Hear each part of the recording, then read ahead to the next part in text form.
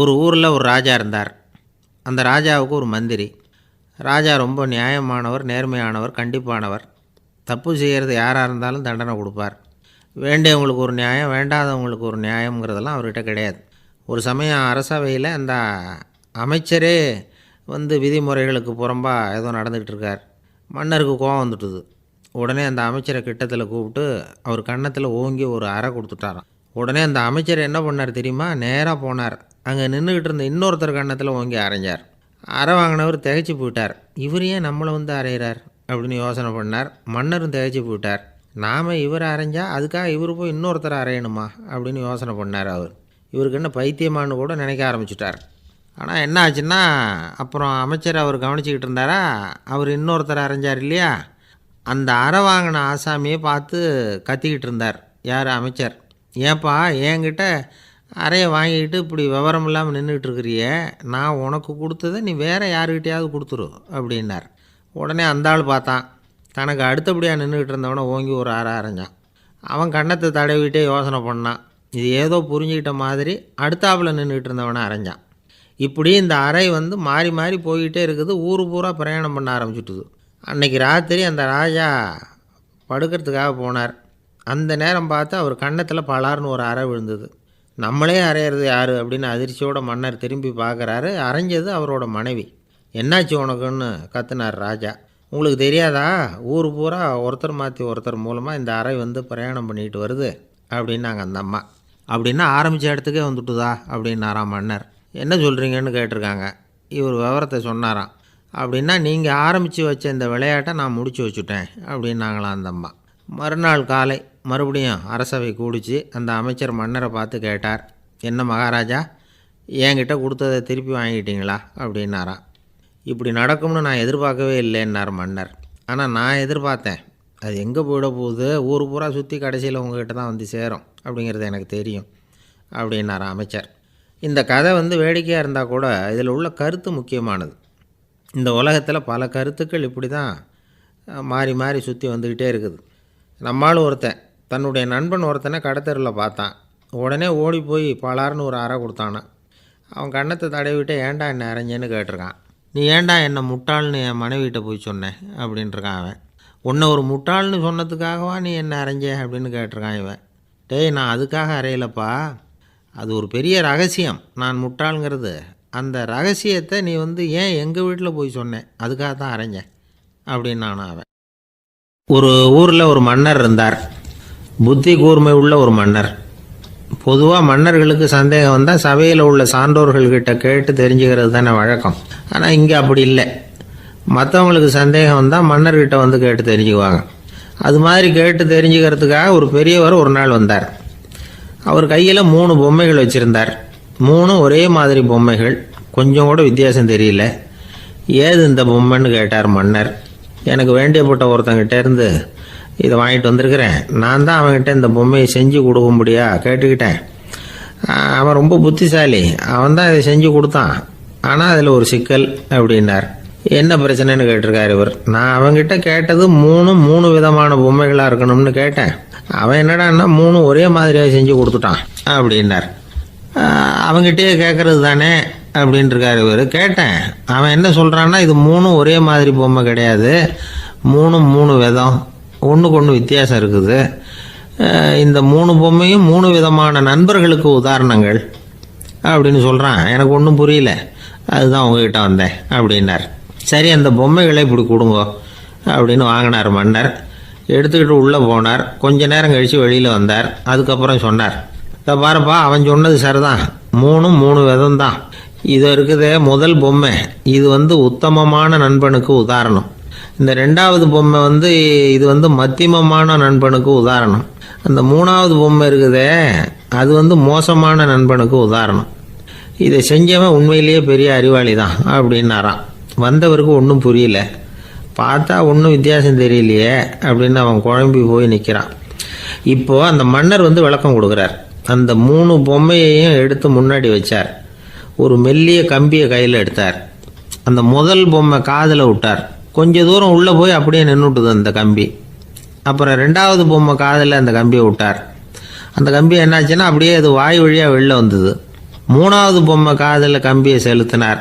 அது நேராக இன்னொரு காது வழியாக வெளியில் வந்தது. இப்போ இந்த முதல் வகை இருக்குதே, அது மாதிரியான நண்பர்கள் எப்படி தெரியுமா? நம்ம கஷ்டத்தை அவங்கக்கிட்ட சொன்னால் பேசாமல் கேட்டுக்குவாங்க.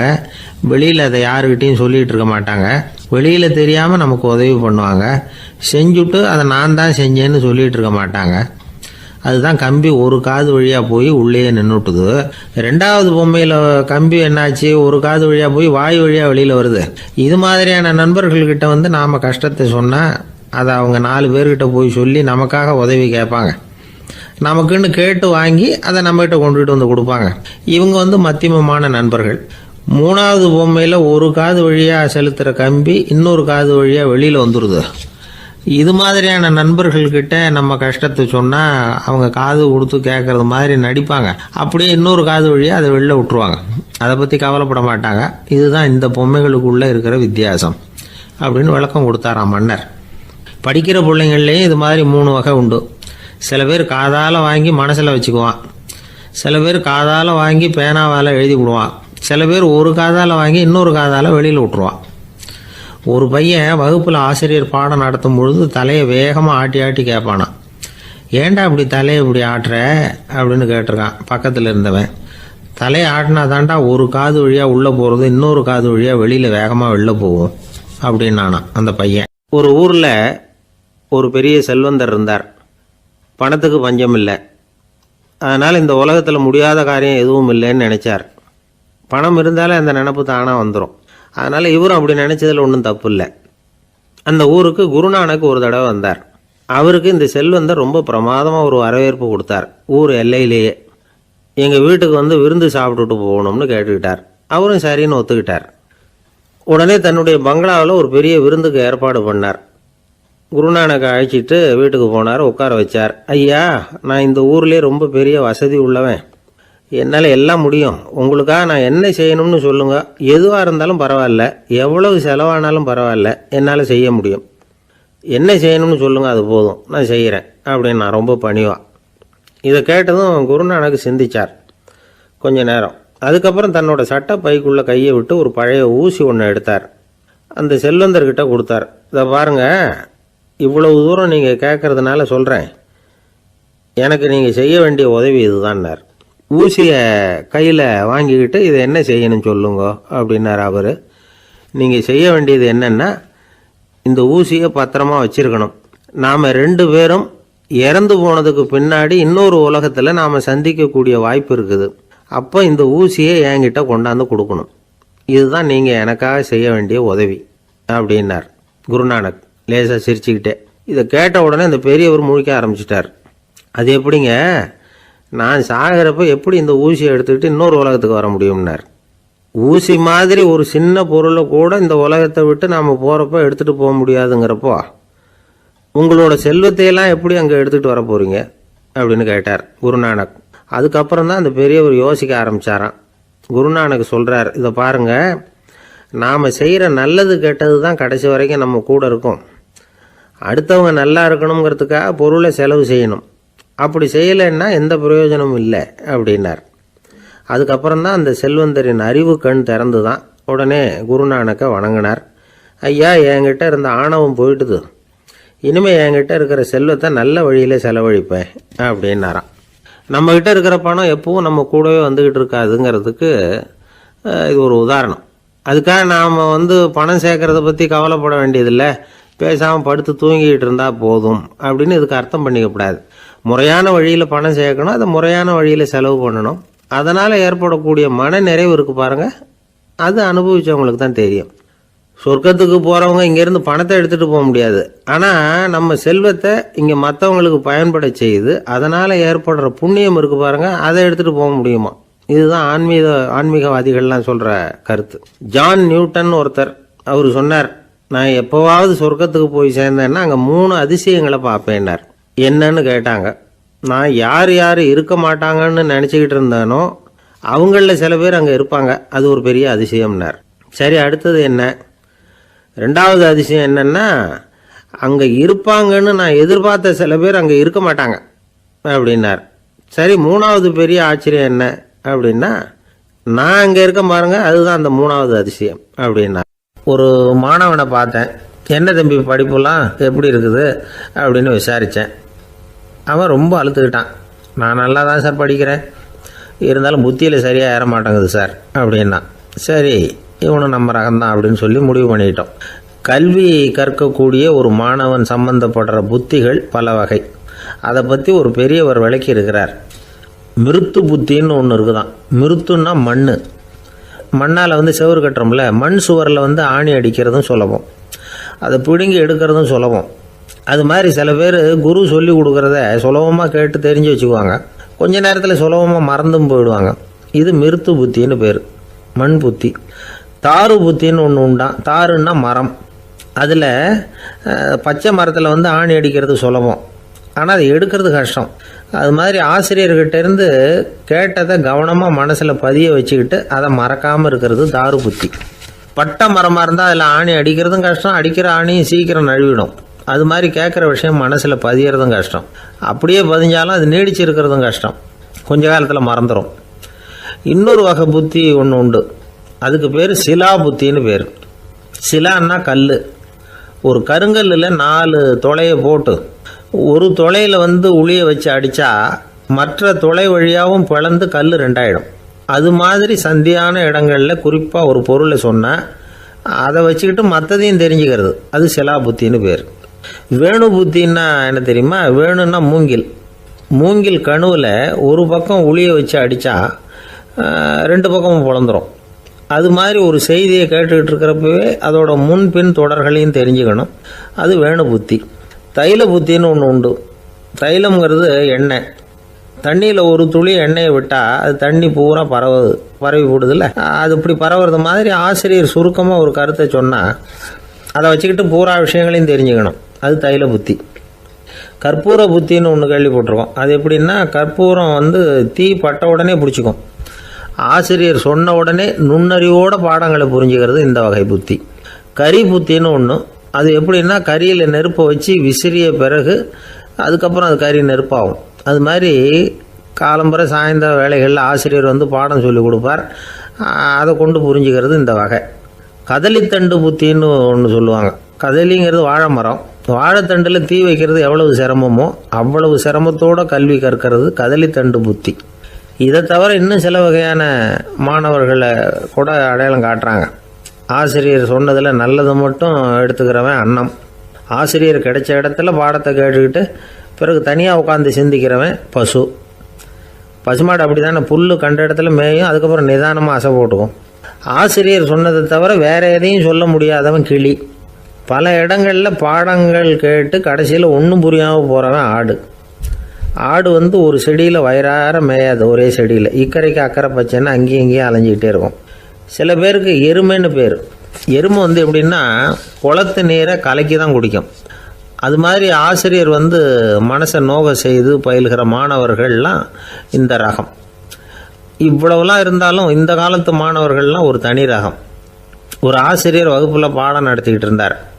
இலக்கண வகுப்பு. இறந்த காலம், நிகழ்காலம், எதிர்காலம், past tense, present tense, future tense, இதை பற்றிலாம் பாடம் நடத்துகிறார். எல்லாம் சொல்லி கொடுத்துட்டு இப்போ நான் ஒரு வாக்கியம் சொல்லுவேன், அது என்ன காலம் அப்படிங்கிறத நீங்கள் சொல்லணும்னார் ஆசிரியர். சரின்னாங்க மாணவர்கள்லாம்.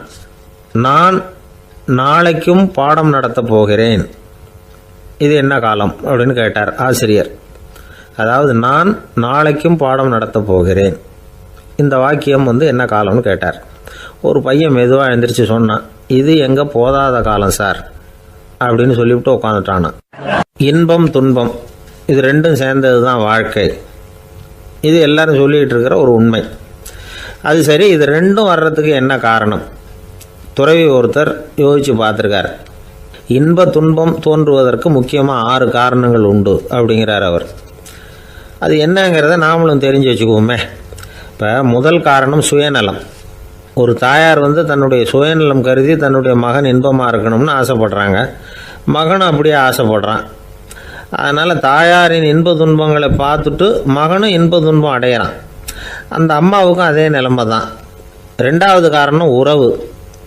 நான் துறவியான பிறகு கூட உறவுங்கிற காரணத்தினால தான் தாயாருடைய சுக துக்கங்களை கண்டு நானும் சுக துக்கம் அடைகிறேன்.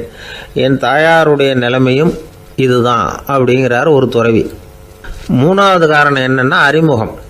எனக்கு அறிமுகமான ஒருத்தரை ரயில் நிலையத்தில் சந்திக்கிறேன். அவர் தன்னுடைய பணப்பையை எங்கேயோ தொலைச்சி விட்டு வருத்தப்பட்டுக்கிட்டு இருக்கிறார்.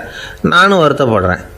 அந்த சமயத்தில் யாரோ ஒருத்தர் இதுதானே அவங்க பணப்பை அப்படின்னு சொல்லி கொண்டாந்து நீட்டுறார். பணப்பையை தொலைச்சவர் சந்தோஷப்படுறார், நானும் சந்தோஷப்படுறேன். இது அந்த துறவி சொல்கிற அனுபவம். நாலாவது காரணம் என்னென்னா கருணை. எனக்கு முன்னே தெரியாத ஒருத்தனை யாரோ ஒருத்தன் அடித்து காயப்படுத்தி போடுறான். கருணை காரணமாக நான் அதுக்காக துக்கப்படுறேன். அஞ்சாவது காரணம் எதையும் நம்புறது. ஒரு பசுமாட்டை ஒரு முரணை அடிச்சுக்கிட்டு இருக்கிறான் அப்படின்னு ஒருத்தர் வந்து நம்மகிட்ட சொல்கிறாருன்னு வைங்க, உடனே நான் துக்கப்படுறேன். இன்னொருத்தர் வந்து அந்த முரணனை போலீஸ்காரங்க பிடிச்சிட்டு போயிட்டாங்கன்னு சொல்லி சொல்கிறார், நான் உடனே சந்தோஷப்படுறேன். மூணாவதாக ஒருத்தர் வந்து முதல் 2 பேரும் சொன்னது பொய்யுங்கிறார். அப்போ நான் இன்ப துன்பம் ரெண்டுமே இல்லாமல் நிம்மதியாக இருக்கிறேன். இது ஒரு விதம். அடுத்தது 6வது காரணம் என்னென்னா தன்மயமாகுதல். ஒரு நாவல் படிச்சுக்கிட்டு இருக்கிறோம், அதில் வர்ற பாத்திரங்களோடு நாம் ஒன்றி போயிடுறோம். அதில் வர்ற பாத்திரங்கள் சிரிச்சுதுன்னா நாமளும் சிரிக்கிறோம், அது அழுதுன்னா நாமளும் அழறோம். அதெல்லாம் வந்து அந்த துறவி சொல்கிற அனுபவ உண்மைகள். இன்ப துன்பம் இது ரெண்டும் தோன்றுவதற்கு சுயநலம், உறவு, அறிமுகம், கருணை, எதையும் நம்புறது, தன்மயமாகிறது, இது எல்லாம் தான் முக்கிய காரணம் அப்படின்னு அவர் சொல்கிறார். ஆக கூடி ஒட்டு மொத்தமாக யோசனை பண்ணி பார்த்தா பிற பொருள்கள் மீது பற்றுதல் காரணமாக தான் நாம் வந்து இன்ப துன்பம் அடைகிறோம் அப்படிங்கிறத புரிஞ்சிக்க முடியுது. மனுஷன் வந்து இன்ப துன்பம் அடைகிறதுக்கு 7வது காரணம் கூட ஒன்று உண்டு அப்படின்னு சொல்லிகிட்டே வந்தார் ஒருத்தர். அது என்ன அப்படின்னு கேட்டோம். அதுதான் சார் இந்த நீங்கள் சொல்லிட்டு வர்ற இன்று ஒரு தகவல்னார். எப்படி சொல்கிறீங்கன்னு கேட்டோம். இன்று ஒரு தகவல் கேட்க ஆரம்பிக்கிறப்போ மனசில் இன்பம், ஆரம்பித்த உடனே இது ஏற்கனவே கேட்ட சமாச்சாரமாச்சே அப்படின்னு நினைக்கிறப்போ துன்பம் அப்படின்னு அதுக்கு ஒரு விளக்கம் கொடுத்தார் அவர். ஒரு கணவன் மனைவி எப்போ பார்த்தாலும் அவங்க 2 பேருக்கும் இடையில சண்டை வந்துக்கிட்டே இருந்தது. இதில் என்ன ஆச்சரியங்கிறீங்களா? நான் அதுக்காக சொல்ல வரல, இது வேறு விஷயம். அதாவது சண்டை போடாமல் இருக்கிறதுக்கு வழி சொல்கிற தகவல் இது. நான் சொன்ன அந்த கணவன் மனைவி எப்படின்னா, கணவன் ஒரு வார்த்தை சொன்னால் மனைவி கிட்டேருந்து 2 வார்த்தை பதிலாக வரும். இதுக்கு கணவன்கிட்டேருந்து 4 வார்த்தை பதிலாக வரும். இப்படி வார்த்தைகள் பெருகி போய் கடைசியில் வம்பில் வந்து முடியும். அந்த அம்மா பொறுத்து பார்த்தாங்க, அவங்களால தாக்கு பிடிக்க முடியல. பக்கத்து வீட்லேயும் ஒரு கணவன் மனைவி இருந்தாங்க, அவங்களுக்குள்ளே சண்டை வர்றதில்ல. அது எப்படி அவங்களால மட்டும் சண்டை போடாமல் இருக்க முடியுது அப்படின்னு இந்த அம்மாவுக்கு ஆச்சரியம். ஒரு நாள் நேராக பக்கத்து வீட்டு அம்மாக்கிட்டே போய், ஏம்மா நீங்கள் எப்படி கணவனும் மனைவியும் சண்டை போட்டுக்காமல் இருக்கிறீங்க, அது எப்படி முடியுது உங்களால் அப்படின்னு கேட்டாங்க. அதுக்குன்னு ஒரு மருந்து இருக்குது, அதை சாப்பிட்டா சண்டை வராது அப்படின்னாங்க அவங்க. சரிங்க, அந்த மருந்தை அவர் சாப்பிட மாட்டேன்னு சொல்லிட்டா என்ன பண்ணுறது அப்படின்னு கேட்டிருக்கிறாங்க இவங்க. அந்த மருந்து அவருக்கு இல்லைம்மா, உனக்கு தான் அப்படின்னாங்களாம் அவங்க. அப்படியா, அப்படின்னா கொடுங்க, ரொம்ப நல்லதாக போச்சு. அதை எப்படி சாப்பிட்றதுங்கிற விவரத்தையும் சொல்லுங்கள், எங்கே அது கிடைக்குங்கிறதையும் சொல்லுங்கள், வாங்கிக்கிறேன் அப்படின்னு கேட்டாங்களாம் இவங்க. வேறு எங்கேயும் போய் வாங்க வேண்டாம், என்கிட்டே இருக்க அந்த மருந்து அதில் கொஞ்சம் தர்றேன், வாங்கி வச்சுக்க. உன் வீட்டுக்காரர் உன்னோட சண்டையை ஆரம்பிக்கிறப்போலாம் நீ இந்த மருந்தில் ஒரு அவுன்ஸ் வாயில் ஊற்றிக்கணும். அதை உடனே குடிச்சிடக்கூடாது, ஒரு 5 நிமிஷமாவது அது வாயில் இருக்கணும், அதுக்கப்புறம் குடிச்சிடலாம் அப்படின்னு சொல்லி ஒரு பாட்டில் மருந்தை இந்த அம்மாக்கிட்ட கொடுத்து அனுப்புனாங்களாம். மருந்தை எடுத்துக்கிட்டு இந்த அம்மா வீட்டுக்கு வந்திருக்கிறாங்க. வீடு பூட்டி இருந்ததுனால கணவன் வந்து வாசல்லையே காத்துக்கிட்டு இருக்கிறான். மனைவியை கண்டதும் சண்டை போட ஆரம்பிச்சிட்டான். வீட்டை பூட்டி எங்கே போய் தொலைஞ்ச, எவ்வளோ நேரமாக ஒரு மனுஷன் வாசல்லையே காத்துட்டு கிடக்கிறது அப்படி இப்படின்னு கத்த ஆரம்பிச்சிட்டான். மனைவி இதுக்கு பதிலே சொல்லலை. அந்த அம்மா பேசாமல் வீட்டை திறந்தாங்க, சமையல் அறைக்குள்ளே போனாங்க, ஒரு அவுன்ஸ் மருந்தை வாயில் ஊற்றிக்கிட்டாங்க. அன்னைக்கு சண்டை வந்து மேற்கொண்டு வளரவே இல்லை, நின்றுட்டுது. மருந்து பரவாயில்லை. அதுக்கப்புறம் பல சந்தர்ப்பங்களில் சண்டை வரும் போல் இருக்கிற போலாம் இந்த மருந்து அதை நிறுத்தியிருக்கு. பிரமாதமான மருந்தாக இருக்குது இதை கொஞ்சம் அதிகமாகவே வாங்கி வீட்டில் வச்சுக்க வேண்டியது தான் அப்படின்னு முடிவு பண்ணிட்டு இந்த அம்மா மறுபடியும் பக்கத்து வீட்டு அம்மாக்கிட்ட போனாங்க. எவ்வளவு விலையானாலும் சரி, நான் காசு கொடுத்து வாங்கி வச்சுக்கிறேன், எந்த கடையில் இருக்குது இந்த மருந்து சொல்லுங்க அப்படின்னு கேட்டாங்க. இந்த மருந்துக்கு விலையே கிடையாதுங்க, இலவசமாகவே கிடைக்கும்னாங்களாம் அவங்க. அது எப்படி விலையில்லாமல் இதை விற்க முடியுது அப்படின்னு கேட்டாங்களாம் இவங்க. அது மருந்தாக இருந்தால் தானே விலை வைக்கிறதுக்கு, அது வெறும் தண்ணி தானே அப்படின்னாங்களாம். வெறும் தண்ணியாக சண்டையை நிறுத்துது அப்படின்ட்டு இருக்காங்க இவங்க. அது சண்டையை நிறுத்தலை, உன்னோட மௌனம் தான் சண்டையை நிறுத்துது. நீ வாயில் தண்ணியை வச்சுக்கிறதுனால எதிர்த்து பேசுறதில்ல, அதனால் உன்னுடைய கணவர் கோபம் வந்து சாந்தமாயிடுது அப்படின்னாங்களாம் அவங்க. இந்த கதையிலேருந்து சண்டையை நிறுத்துகிற மருந்து எதுன்னு தெரிஞ்சுக்கிட்டோம் இல்லையா. ஒருத்தர் என்ன பண்ணார், பாட்டிலில் வந்து தண்ணியை ஊற்றி வச்சுக்கிட்டு அவர்கிட்ட வர்றவங்களுக்கெல்லாம் இதை சிபாரிசு பண்ணலாம்னு நினச்சிக்கிட்டு உட்காந்துருந்தார். ஒரு அம்மா வந்தாங்க. இதை கேட்டுவிட்டு இதையே ஒரு மருந்து மாதிரி கொடுக்கலாம்ங்கிறது அவர் முடிவு. அதனால் பாட்டிலில் தண்ணி அடித்து வச்சுக்கிட்டு அதில் கலருக்காக என்னத்தையோ ஒரு ஜீரகம் அது மாதிரி எதையாவது கலந்து வச்சுக்கிட்டு ஒரு மருந்து மாதிரி ஒரு பாவனையில் வச்சுக்கிட்டு உட்காந்துருக்காரு. யாராவது வீட்டில் சண்டைன்னா என்கிட்ட வாங்க மருந்து தரேன்னு. ஒரு அம்மா வந்தாங்க. எனக்கு என் வீட்டுக்காரருக்கும் அடிக்கடி சண்டை வருதுங்க அப்படின்ட்டு இருக்காங்க. கவலைப்படாதம்மா, நான் ஒரு மருந்து தரேன்னு சொல்லி வீட்டுக்குள்ளே போய் ஒரு பாட்டில் எடுத்து வந்து கொடுத்தார். பாட்டிலில் இருக்கிறது என்னங்கிறத சொல்லிவிட்டு அது பேரில் மரியாதை வராது இல்லையா, அதனால் சொல்லலை. அந்த அம்மா வாங்கிட்டு போனாங்க. 4 நாள் கழித்து திரும்பி வந்தாங்க. என்னம்மா வீட்டில் சண்டை நின்று போச்சான்னு கேட்டிருக்காரு இவர். அங்கே நின்று போச்சுங்க, இப்போ உங்ககிட்ட ஆரம்பமாக போகுதுன்னாங்களாம். என்னம்மா அப்படின்ட்டுருக்காரு அவர் பயந்து போய். பின்ன என்னங்க நீங்கள் என்ன மருந்து கொடுத்துருக்குறீங்க என்னங்க அப்படின்னாங்களாம் கோவமாக. அது வெறும் தண்ணி தானே அப்படின்ட்டுருக்காரு இவர். தண்ணியாக இது நல்லா பாருங்கள் அப்படின்னு அந்த பாட்டில் நீட்டினாங்களாம். இவர் வாங்கி பார்த்துருக்காரு. அப்புறம் தான் விஷயம் புரியுது அவருக்கு. இவர் கை தவறுதலாக அவங்க வீட்டில் இருந்த மண்ணெண்ணெய் பாட்டில் எடுத்து அவர்கிட்ட கொடுத்துருக்குறாங்க. அப்புறம் என்ன ஆகும், சண்டை வராது. 2 பேர் சுவாரஸ்யமாக பேசிகிட்டு இருக்கிறப்போ குறுக்க புகுந்து தொந்தரவு பண்ணுறதுக்குன்னே சில பேர் இருப்பாங்க. அது ரொம்ப இடைஞ்சலாக இருக்கும். இதே மாதிரி மின்காந்தம் கூட குறுக்க புகுந்து தொந்தரவு பண்ணும். கடைசியில் அது ஒரு பெரிய இடைஞ்சலில் கொண்டாந்து விட்டுரும். சில வீடுகளில் கேபிள் கனெக்ஷன் இல்லாமல் சில தனியார் டிவி காட்சிகள் தெரியும். அதுக்கு என்ன காரணம்னா இந்த மின்காந்த குறுக்கீடு தான் காரணம். இதைத்தான் சுருக்கமாக இஎம்ஐ அப்படின்னு சொல்கிறாங்க. அதாவது எலக்ட்ரோ மேக்னெட்டிக் இன்டர்ஃபியரன்ஸ். இது ஏற்படக்கூடிய இடங்கள் எது எதுன்னு எடுத்துக்கிட்டால் அது ஒரு பெரிய பட்டியலாகவே போயிடும். இந்த இஎம்ஐ தொந்தரவு வந்து கேபிள் டிவியில் மட்டும்தான் இல்லை, ராக்கெட் ஏவுதளத்தில் உள்ள ரேடார்கள், அங்கே உள்ள சில சக்தி வாய்ந்த தொலைத்தொடர்பு சாதனங்கள், விமான தளங்களில் உள்ள ரேடார்கள், கப்பல் தளங்களில் பொருத்தப்பட்டிருக்கக்கூடிய சக்தி வாய்ந்த ஆண்டனாக்கள், இப்படி நிறைய சொல்லலாம். காவல் நிலையங்களில் பயன்படுத்தப்படுகிற வயர்லெஸ் தொடர்பு சாதனங்கள் கூட ஓரளவுக்கு இந்த மின்காந்த அலைகளை வந்து வெளியிடும். நம்ம வீட்டில் உட்காந்துக்கிட்டு ரேடியோ கேட்டுக்கிட்டு இருப்போம் அல்லது டிவி பார்த்துக்கிட்டு இருப்போம். அந்த சமயத்தில் பக்கத்து தெருவில் ஒரு மோட்டார் சைக்கிள் அல்லது காரு, குறிப்பாக பெட்ரோல் இன்ஜின், அது போகிறப்போ அதில் உள்ள மின்கலத்தில் வந்து அதாவது மேக்னட்டோ பேட்டரியிலிருந்து வெளிப்படுகிற மின்காந்த அலை இங்கே வந்து டிவியிலையும் ரேடியோவிலையும் கரகரப்பை உண்டு பண்ணும். சரி, இது வந்து பெருசாக என்ன இடைஞ்சலை உண்டு பண்ணிட போகுது அப்படின்னு நாம் அலட்சியமாக நினைக்கலாம். வயசானவங்களுக்கு மறதி நோயின்னு ஒன்று வரும்ல, அல்ஷமீர், அதாவது மூளையில் உள்ள செல்கள் வந்து செயலிழந்து போயிடுறது. அது செய்ய வேண்டிய வேலையை மறந்துடும். மனைவியே எதிரில் வந்து நின்னா கூட உன்னை எங்கேயோ பார்த்தது மாதிரி தெரியுதே அப்படின்னு சொல்லிட்டு இருப்பாங்க. அப்படி ஒரு மறதி. இந்த விசித்திரமான நோய்க்கு இதுவரைக்கும் மருந்தே இல்லைன்னு வேற சொல்கிறாங்க. இந்த மைக்ரோ ஓவன் அப்படின்னு சொல்லக்கூடிய சமையல் அடுப்புகள் கூட மின்காந்த அலைகளை வந்து வெளியிடுது.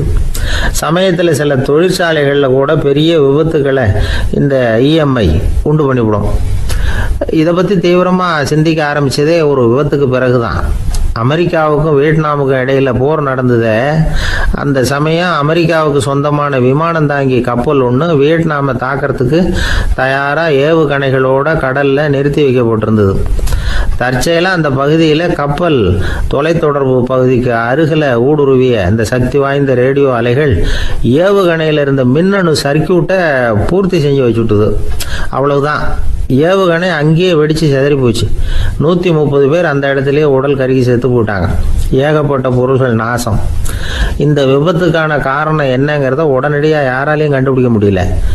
ரொம்பவும் கடுமையாக முயற்சி பண்ணி கடைசியாக கண்டுபிடிச்சாங்க, இது வந்து இந்த இஎம்ஐ வேலை தான் அப்படின்னு. மின்னணு தொலைபேசிகள் இருக்கு, இதில் பேசும்பொழுது நம்ம காதை வந்து அதாவது செவியை வந்து ஊடுருவக்கூடிய மின்காந்த அலையானது மூளைக்கு போய் அங்கே மூளை கட்டிகளை உருவாக்க ஊக்கம் கொடுக்குது அப்படின்னு வேற கண்டுபிடிச்சிருக்கிறாங்க. இந்த இஎம்ஐ ரொம்ப குறைஞ்ச மின்காந்த அழுத்தத்தில் நமக்கு எந்த பாதிப்பையும் ஏற்படுத்துறதில்ல. மின்காந்த அலைகள் அழுத்தத்தோடு இருக்கிற இடங்களில் ரொம்ப நேரம் இருந்தோம்னா நம்ம உடம்பின் வெப்பநிலை 2 டிகிரி செல்சியஸ் வரைக்கும் அதிகரிக்குதாம். அதனால் வெப்பநிலையை சீராக்கிறதுக்கு இதய துடிப்பும் அதிகரிக்குது. இப்படிலாம் கண்டுபிடிச்சிருக்கிறாங்க. இப்போல்லாம் இந்த மின்காந்த குறுக்கீடுகளை தடுக்கிறது எப்படி அப்படின்னு விஞ்ஞானிகள் யோசனை செய்ய ஆரம்பிச்சிருக்கிறாங்க. இந்த விஷயத்தில் அலட்சியமாக இருந்தோம்னா எதிர்காலத்தில் நிறைய பேருக்கு இந்த ஞாபக மறதி நோய் வந்துடும். அப்புறம் அது ரொம்ப கஷ்டமாக போயிடும். ஒரு குடும்ப தலைவர் தன் மனைவியை பார்த்து, யார் நீ, உன்னை எங்கேயோ பார்த்தது மாதிரி இருக்குதே அப்படின்னு சொல்லிக்கிட்டு இருந்தார். உடனடியாக அவரை போய் பார்த்தேன். வாங்க டாக்டர்கிட்ட போகலாம் அப்படின்னு. அவர் என்னை தனியாக அழைச்சிட்டு போய் காதோட காதாக மெதுவாக சொல்கிறார், இதை பார்ப்பா, என் கையில் பணம் இல்லாத போகலாம் அப்படி மறதி நோய் வந்துட்டது மாதிரி நடிச்சுக்கிட்டு இருப்பேன், அவ்வளவுதான், அதை நீ கண்டுக்காத அப்படின்னார். இருட்ட கண்டா பயம் உண்டாவதே, அது ஏன்? இப்படி ஒரு கேள்வியை ஒரு பெரியவர்கிட்ட கேட்டாங்க. அதுக்கு அவர் பதில் சொல்றார், மனிதனுடைய ஆதிகால வாழ்க்கையில தொற்றி கொண்ட பயம் இது வேரூன்றி இருக்குது, இன்னமும் போகல. 50,000 வருஷங்களுக்கு முன்னாடி மனுஷன் குகைகளில் வாழ்ந்தான். பகல்ல பயம் இருக்காது, ராத்திரியில மிருகங்கள் தாக்கும், கொல்லும், நிம்மதியா தூங்க கூட முடியாது. அதனால இந்த மனுஷனுக்கு இரவுன்னா மரணம், பயம் அப்படின்னு பழகி போச்சு. மனிதர்களுடைய எல்லா மனசையும் சேர்த்து மொத்தமா ஒரு மனசு உண்டு. மனிதர்களுடைய நினைவு இந்த மொத்த மனசுல பதிஞ்சிருக்கு, பரவுது. இந்த மொத்த மனசுல இருட்டு பற்றிய பயம் பதிந்து நீடிக்குது அப்படிங்கிறார் அவர். இந்த காலத்துல இரவை பகலாக்கிறதுக்கு எவ்வளவோ விளக்குகள்லாம் வந்தாச்சு. ராத்திரியிலேயும் மிருகங்கள் தாக்குங்கிற நிலைமை இல்லை. பாதுகாப்பான வீடுகள், விலங்குகளும் விலகி போயிட்டு, விலங்குகள்லாம் விலகி போயிட்டு, வீடுகளும் பாதுகாப்பா இருக்குது. சரி, இருந்தாலும் அந்த பழங்கால பயம் இருட்டு பயம் இன்னமும் மனுஷனை விட்டு போகல. இன்னொரு விஷயம் என்னன்னா, இருட்டிலேருந்து வெளிச்சத்துக்கு வராத மனிதர்கள் இன்னைக்கு அதிகம். ஒரு ஆளு ஆத்துக்கு மீன் பிடிக்கிறதுக்காக போனான், இன்னும் விடியல. அதுக்குள்ள வலையை எடுத்துட்டு கிளம்பி போயிட்டான். வெளிச்சம் வர்றதுக்கு முன்னாடியே போய் சேர்ந்துட்டான். விடிகிற வரைக்கும் என்ன பண்றது, சும்மா கரையிலேயே உட்காந்து காலாட்டிக்கிட்டு இருக்கிறான். காலில் ஏதோ ஒரு சின்ன மூட்டை தட்டுப்பட்டுது. இருட்டில் அது என்னன்னு சரியா தெரியல. மூட்டைக்குள்ள சின்ன சின்ன கல்லா நிறைஞ்சி இருக்குது. சும்மா பொழுது போகணுமேங்கிறதுக்காக இவன் அந்த மூட்டைக்குள்ள இருந்து ஒவ்வொரு கல்லா எடுத்து ஆத்துல வீசிக்கிட்டு இருக்கிறான். விடிகிற வரைக்கும் வேற வேலை இல்லைங்கிறதுனால எப்படி செஞ்சுக்கிட்டே உட்காந்துருக்கிறான். கிழக்க மெதுவா வெளிச்சம் தெரிய ஆரம்பிச்சது. பொழுது விடியறதுக்கான அறிகுறி. இதுக்குள்ள அந்த மூட்டையில இருந்த எல்லா கல்லையும் எடுத்து வீசி எறிஞ்சுட்டான். கடைசியா ஒரே ஒரு கல் மட்டும்தான் கையில பாக்கி இருந்தது. வெளிச்சம் வந்ததும் அந்த கல்லை பார்த்தான், அப்படியே திகைச்சு போயிட்டான். அடடா, இது வரைக்கும் தெரியாம தப்பு பண்ணிட்டோமே அப்படின்னு நினைச்சான். ஏன் தெரியுமா, அவன் கையில இருந்தது வெறும் கல் இல்ல, விலை வசந்த ரத்தன கல். அது இருட்டுல என்னன்னு புரியாததுனால மூட்டையில இருந்த எல்லா ரத்தன கல்லையும் ஆத்துல வீசி எறிஞ்சிருக்கிறான். இப்போ அவனுக்கு அழுகையே வந்துடும் போல இருந்தது. வாழ்க்கையை வசதி ஆக்கிக்கிறதுக்கான வாய்ப்பு அவனுக்கு இருந்தது. இருந்தாலும் இருட்டில் அதை இழந்துட்டான். அந்த வகையில் அவனுக்கு கொஞ்சம் அதிர்ஷ்டம் இருந்திருக்குது. அதாவது ஏதோ ஒரு வகையில் இருந்திருக்குது. அதனால தான் அந்த கடைசி கல்லை எரியறதுக்குள்ள வெளிச்சம் வந்துட்டுது. பல பேருக்கு அந்த அளவு கூட அதிர்ஷ்டம் வர்றதில்லை. எல்லாத்தையும் வீசினதுக்கு அப்புறம் தான் வெளிச்சம் வரும். என்னென்னு விவரம் தெரியாமலே எழுந்திரிச்சு வந்துடுவாங்க. வாழ்க்கைங்கிறது ஒரு பெரிய புதையல். அதை புரிஞ்சிக்காம மனுஷன் அதை வீசி எரிஞ்சுக்கிட்டு இருக்கான் அப்படிங்கிறது தான் பெரியவங்க கருத்து. சில பேருக்கு புரிஞ்சுக்கிற நேரம் வரும், அதுக்குள்ள வாழ்நாள்லாம் ஓடி போயிருக்கும். அதுக்கப்புறம் என்ன பண்றது? நம்மால் ஒருத்தன் கையில் ஒரு சின்ன பையோட வந்துகிட்டு இருந்தான். பை உள்ள ஏகப்பட்ட நகைகள், ரத்தன கல் எல்லாம் இருக்கு. வந்துகிட்டு இருந்தவன் திடீர்னு அந்த பையை அப்படியே ஒரு குளத்துல வீசி எறிஞ்சுட்டான். மகான்கள் தான் இப்படி பற்று இல்லாம இருப்பாங்க. என்னங்க இது, விலை மதிப்புள்ள அந்த பையை இப்படி குளத்துல வீசி எறிஞ்சுட்டீங்களே, இதுக்கு என்ன அர்த்தம் அப்படின்னு கேட்டார் அவன் கூட வந்தவர். அவன் மெதுவா இவர் காதோட காதா சொல்றான், ஒரு போலீஸ்காரர் பின்னாடி வந்துகிட்டு இருக்கிறார், அவர் போனதுக்கு அப்புறம் இதை எடுத்துக்குவேன் அப்படிங்கிறான். லோகமானிய பால கங்காதர திலகர் இருந்தார்ல, அவருக்கு 15 வயசுலேயே கல்யாணம் நடந்துதான். மனைவி பேர் தபிபாய். ரொம்ப பெரிய குடும்பத்து பொண்ணு, நல்ல குணம். அவங்க குடும்பம் நடத்திக்கிட்டு இருக்கிறாங்க. அந்த காலத்தில் திருடர்கள் பயம் அதிகம். இந்த காலத்தில் மட்டும் என்னன்னு கேட்குறீங்களா? நீங்கள் கேட்குறது நியாயம்தான். இருந்தாலும் இந்த காலத்து திருடனுக்கும் அந்த காலத்து திருடனுக்கும் ஒரு முக்கியமான வித்தியாசம் உண்டு. அதாவது அந்த காலத்து திருடன்லாம் நியாயம் அநியாயம் பார்க்கறது உண்டு, இந்த காலத்தில் அப்படி பார்க்கறது இல்லை. அந்த காலத்தில் திருட வர்றவங்கள்ட்ட கூட ஒரு தார்மீக உணர்வு உண்டாம்.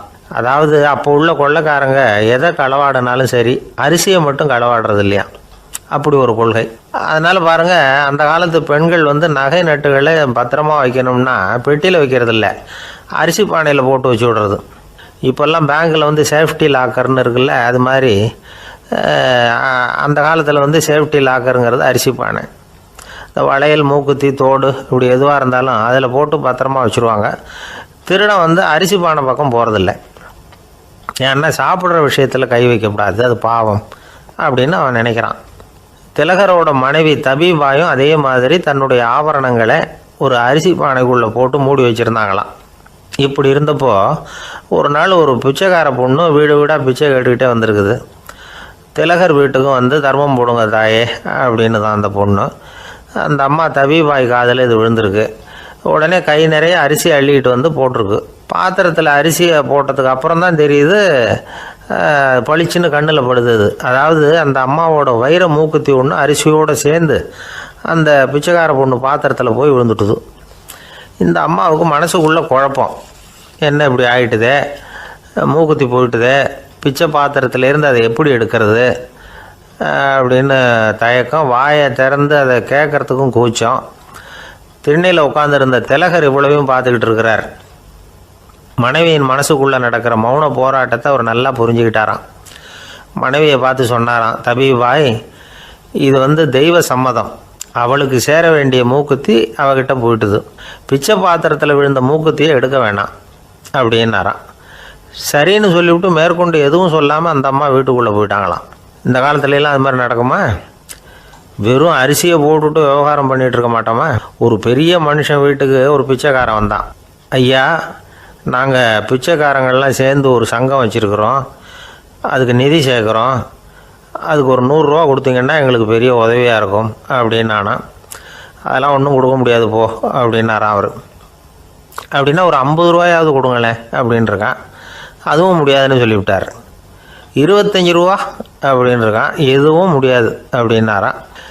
சரிங்க, இவ்வளவு பெரிய வீட்டுக்கு வெறுங்கையோடு திரும்புறது நல்லா இருக்காது, அதனால் சும்மா ஒரு 1 ரூபா மட்டுமாவது கொடுங்க அப்படின்ட்டுருக்கான் அவன். ஒரு பைசா கூட என்கிட்ட கிடையாது அப்படின்ட்டாரான் இவர். அப்படின்னா நீங்கள் ஒரு காரியம் பண்ணுங்களேன் அப்படின்னானா அவன். என்ன செய்யணும் அப்படின்ட்டுருக்கார். எங்கள் சங்கத்தில் நீங்களும் ஒரு மெம்பராக சேர்ந்துருங்க அப்படின்னானா.